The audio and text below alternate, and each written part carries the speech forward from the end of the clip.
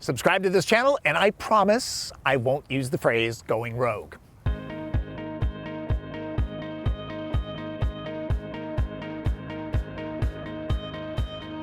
You might see the all-new 2021 Nissan Rogue as a crossover, but it's really a laser beam. No, it can't read DVDs or vanquish Imperial stormtroopers. Nissan doesn't have a Star Wars licensing agreement anymore, but it targets the family segment so specifically and accurately, the dog might get jealous. The outgoing model, 7 years old, was a bit long in the tooth. This one rides on an all-new architecture that will most likely underpin many Nissan vehicles going forward, and the lines lean towards the strong side now, more roguey, you might say. I'll get right to it. This is a well-done vehicle. Team Nissan did a good job, and it kind of needed to because it's the company's best-selling vehicle in the US. It's a little bit smaller now, an inch and a half shorter and just a skosh lower. Normally, automakers send top models. SV is just one level up from the base S, and I can see it being the trim that most people buy. Its only option is the $1,400 all-wheel drive with a new predictive vehicle motion control technology. Nissan's active electronic safety tech is branded Safety Shield 360. It's standard and gets you automatic emergency braking with pedestrian detection, blind spot warning, rear cross traffic alert, rear automatic braking, and more. Wearing no-charge Caspian blue paint, the MSRP on this particular vehicle is $29,800. A good deal. Rogue's a conformist when it comes to the powertrain, all run with a highly updated 2.5-liter direct-injected 4-cylinder. More powerful now, there's 181 horsepower and 181 pound-feet of torque. A configurable gauge cluster and head-up display are available.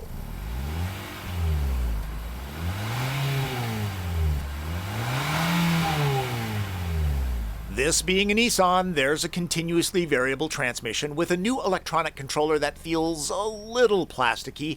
There are convincing simulated manual shift points. Drive modes help get you over the terrain that you want to cross. Without all-wheel drive, Rogue is pulled by the front tires.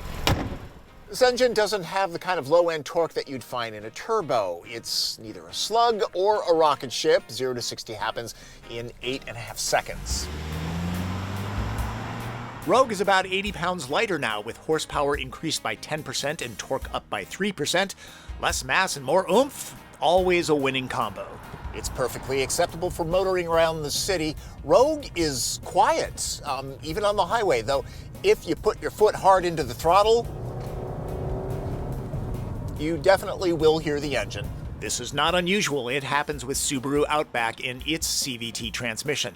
The new architecture and suspension do a lot to improve the drivability. It's not laser sharp, but if I remember correctly, it behaves much like a CR-V.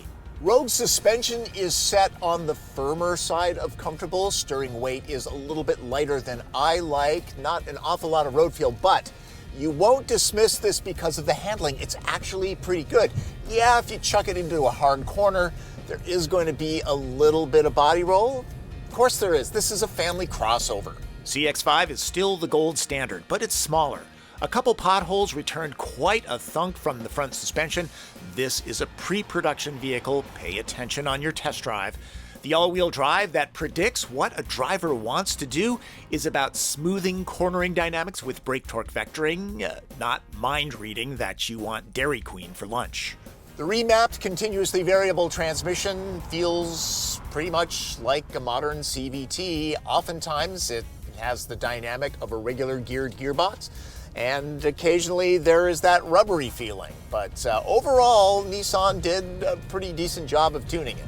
Ride height is the raised position you'd expect. Visibility is quite good in the Rogue, and blind spot warning is standard.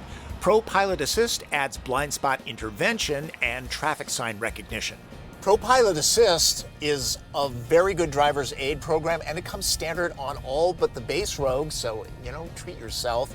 Has an excellent adaptive cruise control, same with the lane keeping assist. Doesn't bob around like a drunken sailor, and If you go with the higher end models, there's a version that uses GPS mapping data to slow you down for sharper curves on the highway. The price difference between the S and SV with Pro Pilot is around $1,700, and it adds bigger wheels, push-button start, and other stuff that you're going to want. The EPA-rated fuel economy for an all-wheel drive Rogue is 28 miles per gallon. That's 1 or 2 less than a front-drive model, depending on trim, and about the same as a Honda CR-V and Toyota RAV4. Better than a Mazda CX-5 and a Chevy Equinox. I've made it a point to assess automatic engine stop-start systems because they're so common. Here's something interesting about the Rogue. It doesn't have one. That's interesting. For its lower ranking in the trim hierarchy, the SV is not a penalty box. This is a nice space with plenty of real stitching all over, none of it molded, and instead of the fake wood grain used in some other crossovers, Nissan chooses fabric, and it's nice looking stuff that coordinates with the chairs. Those seats, by the way, are comfortable and supportive zero-gravity units, front and rear. The driver's is powered. Upgrade to the $2,660 SV Premium package, and they become heated with leatherette. A leather-heated wheel, panoramic glass roof, and roof rails get thrown in too. But even without it, there's a bird's-eye camera view system that comes in handy. Rogue is a highly useful tool. Door pockets will take on a huge Hydro Flask, remember to hydrate. Even the cup holders will take on a full-liter bottle. Lots of storage spaces too. That electronic shift lever opens up a nook to store important stuff. The center console has a split-door operation that lets front and rear passengers get into it easily. Everything that gets touched feels good. Hard plastics are tucked away.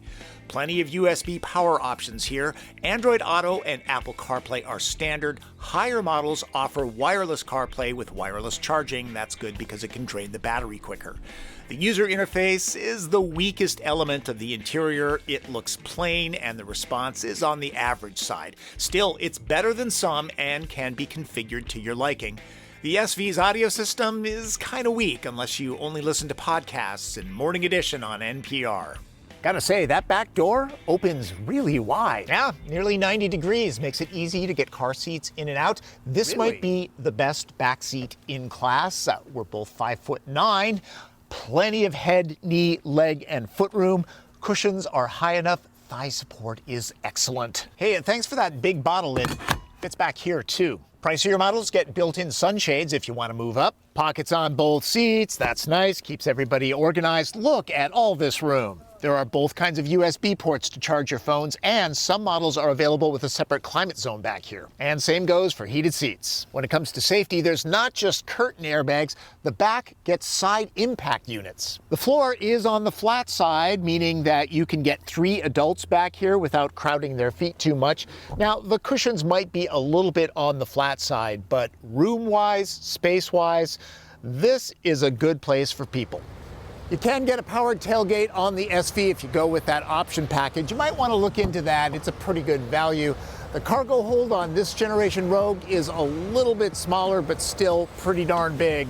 Higher trims get remote seat releases. These aren't too much of a reach. Rogue will haul a lot of big things. Seats drop, there's 74 cubic feet to fill. Up, it's a generous 31.6. No 40-20-40 split setup though. Gallon jugs won't roll around in the back, a simple, elegant touch. I'm a firm believer that all-wheel drive crossovers should get a spare. That's not always the case. In some models, this load floor is a flip and fold affair that can become a dividing system or even kind of a locker to keep things out of sight. It's pretty slick. The Honda CR-V has been hard to beat when it comes to space. It will take on 9 packs of the 2-ply. Rogue is up to the challenge. It takes on the same amount. And though it looks like the back won't close without crushing the TP, it's not a problem. And I've got to say, now more than ever, it's even weirder to bring this much TP out because there is still kind of a shortage, apparently, and you can only buy 1 pack at a time. You should see the looks I get. People saying, you can only buy 1. I've come up with all sorts of responses. My favorite is, it's for the children. It really confuses people. The second generation Rogue had some curves in its design language. Gen 3 here is drawn with more strong-jawed, masculine lines. The look is more grounded and planted. The V-Motion grille has a strip of black within the chrome to break up the visual weight. Go with the SL or swanky platinum model with a quilted leather interior, and the floating roof can be had in contrasting color. Any of the 4 doors can be unlocked from their respective handles.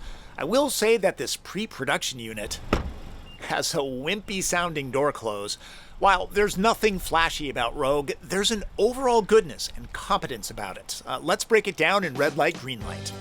Green light. Rogue is a good value, a family-oriented crossover with lots of standard safety kit and a roomy, well-trimmed interior, even the lower models. The noticeably improved handling and driving dynamics are quite good for a mainstream crossover, and there's an immediate feeling of familiarity and usefulness. Rogue has the second-nature feel of a favorite backpack or purse. Yellow light. The easy-to-understand user interface looks plain and touch response is so-so. The transmission selector works well, but has sort of a loose feel to it in hand. Nissan's CVT is much more reliable now. It just can't shake its reputation.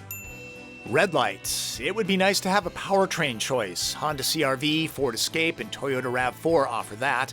The SV's stock audio system is not strong. Listening to Baby Shark is bad enough. The low fidelity is kind of piling it on.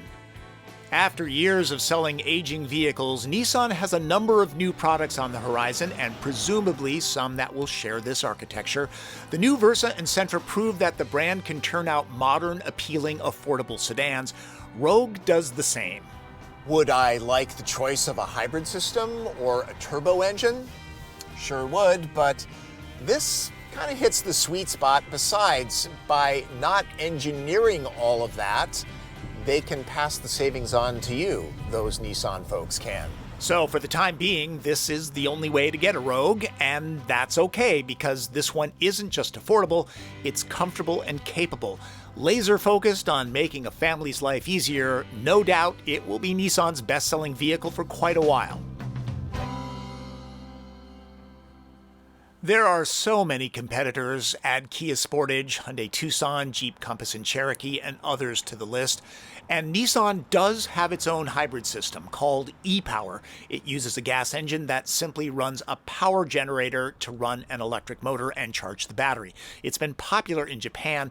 There are rumors that e-Power is coming to the US, probably with the Kicks, maybe Sentra. Or we may not get it, who knows? I can't tell you the number of times I've heard, "We can't comment on future product."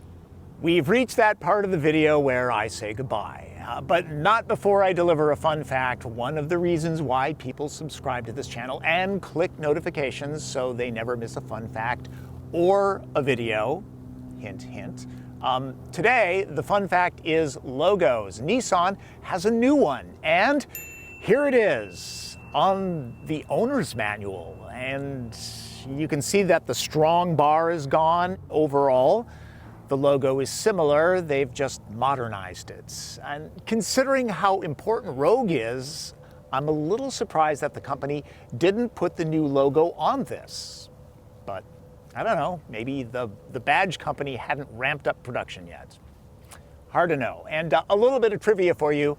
I like this blue, but I've never owned a blue car, ever. And I've owned a lot of cars, just never a blue one.